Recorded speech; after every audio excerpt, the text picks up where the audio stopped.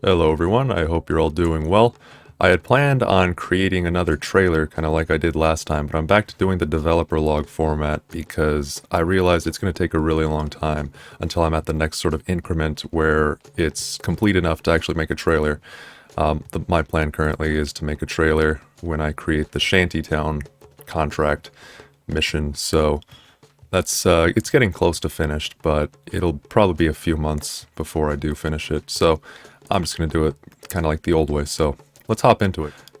Right off the bat, I've added a lot of new weapons here. It's seemingly every time that I do these videos, there's a lot more. So I added the CQBR and a few others here. I don't actually remember exactly how many I had last time, but I do have a few new ones here. I have changed, although it's not fully complete, I'll show it anyway. The character customization screen, this may be the first time I've shown it at all. So we've got various skin colors. If you don't like any of these preset swatches, you can set your own based on RGB, or you can even paste in a hexadecimal value, or you can copy it out. If you really like this skin color you're using for your character in the game, you can take it and put it into, I don't know, your own image or whatever. Got your name here. This name actually will show up in the game, in the story, which I am also working on.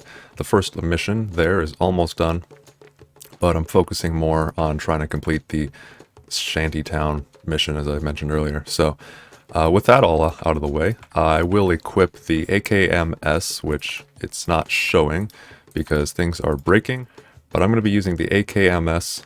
That is one of the new guns that I added. And let's get into it. So, the Shantytown, it might look pretty similar to last time that I showed this, but it's making a little bit of progress, and now it is randomized, so enemies will spawn at random locations around the map. When it's fully completed, I'm going to have it so that you can decide how many enemies you want to fight against, what faction you want to fight against, and then you'll just get better or worse rewards depending on how many you have spawned, what faction, etc. Because there will be different difficulties for that. But let's just go through this, and I'll show some of the gameplay off. Also, another thing I added, I want to talk about a little bit, is the cursor, which changes into an actual iron sight. And I have it so when you're trying to aim at somewhere you can't actually see, it kind of obstructs it to make it obvious that you're not going to hit where you're aiming. But yeah. Let's get into it. I wanted to mention that before actually doing the gameplay, because I'm not going to talk here when I start going through this, so let's go.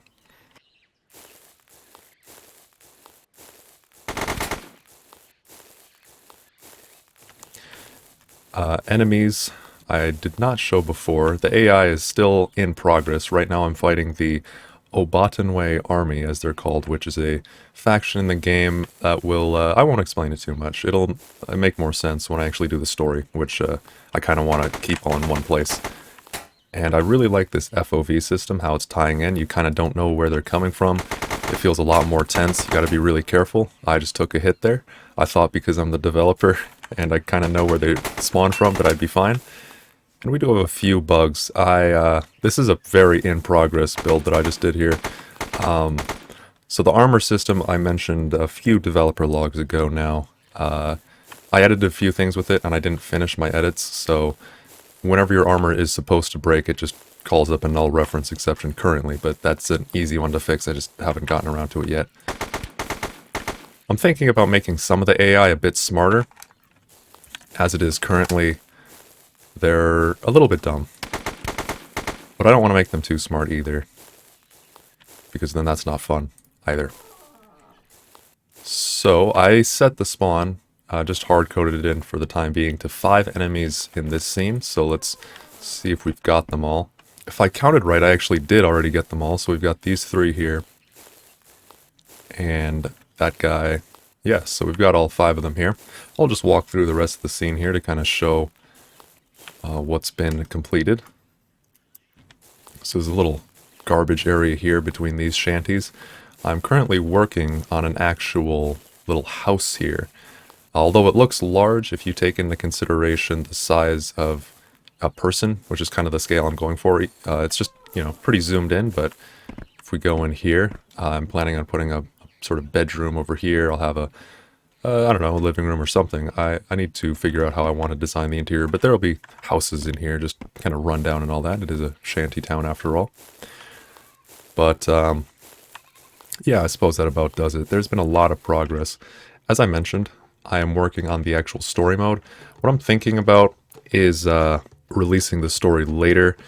I'm getting kind of close, I feel like, to actual release. I want to get this out soon, relatively speaking, because then it means people can actually play it. You can all play it sooner rather than later. But for the time being, there's still a few more things that need to be completed.